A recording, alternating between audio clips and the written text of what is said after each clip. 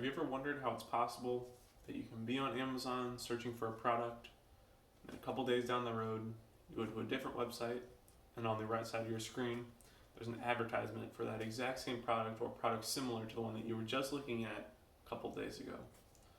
Well, it's not a coincidence. It's because of the use of data. Today, I'm here to inform this group of Comm 110 students about data. I will discuss what data is, why companies want your data, and how they get your data. Now on to my main points. I'll first discuss what data actually is. According to Merriam-Webster, data is factual information such as measurements or statistics used as a basis for reasoning, discussion, or calculation. And according to an article from Simplilearn titled "What is Data?" on October 8, 2020, they say that there are many types of data that are used to find patterns and help better an app or company. So this may be a little bit confusing at first, but there are many different applications for data, and many different companies use data to make their company the best company possible. And in short, data is all about statistics. Now that you know a little bit about data, I will discuss why companies want your data. Well, companies really just want your data so that they can make their app the best possible app out there, and that they can keep their users engaged for as long as possible. According to an article from Truio.com titled "The Importance of Data" in 2019, they state that companies use your data to get a better understanding of how users behave online. So data is used to detect patterns and trends, and so that these companies can capitalize on that and make it so that the users have the best possible experience when they are using that service. Another reason that companies want your data is so that they can make their service free. For example, YouTube is a free service that you think that you're not really having to pay for anything, but in return, they are collecting your data.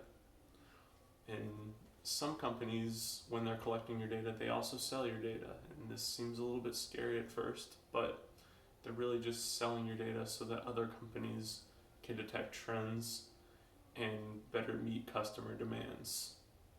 So now you know a little bit about why they collect your data. Now I will discuss how they collect your data. And there are many different types of ways that they can collect your data, but it's really all about monitoring through algorithms.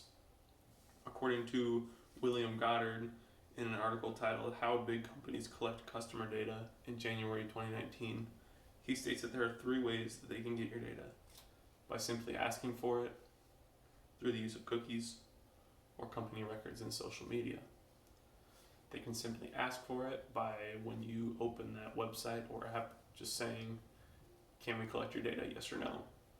They can also do this through the legal terms and conditions, by somewhere down in that fine print, which no one reads, saying, "By agreeing to this, you agree that we can collect your data and sell it." Another way they can collect your data is through the use of cookies, and not a lot of people know what that is either. They just think it's a yummy treat, but it's really a way that companies can store your data so that you can be on a website, leave the website, come back, and pick up right where you left off. A little bit more about what type of data they actually collect. I will go to the YouTube example again. So they will monitor what types of videos you watch, for how long you watch the videos, where at in the video you pause, what part you skip, and all sorts of things that go into this algorithm. And it all makes up this big recommendation page for you that keeps you sucked into YouTube for even longer. And the longer that they can get you there, the more money that they can make. And it really just boils down to money, really.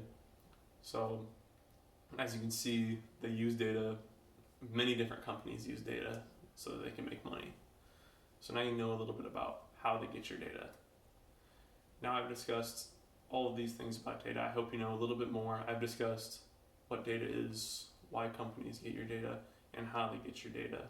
And now I will leave you off with this short statistic.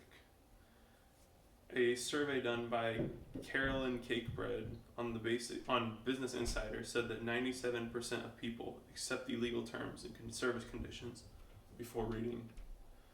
So I encourage you, next time that you see the legal terms, just scroll down to where it says data.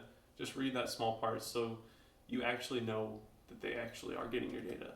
It's really interesting once you actually pay attention.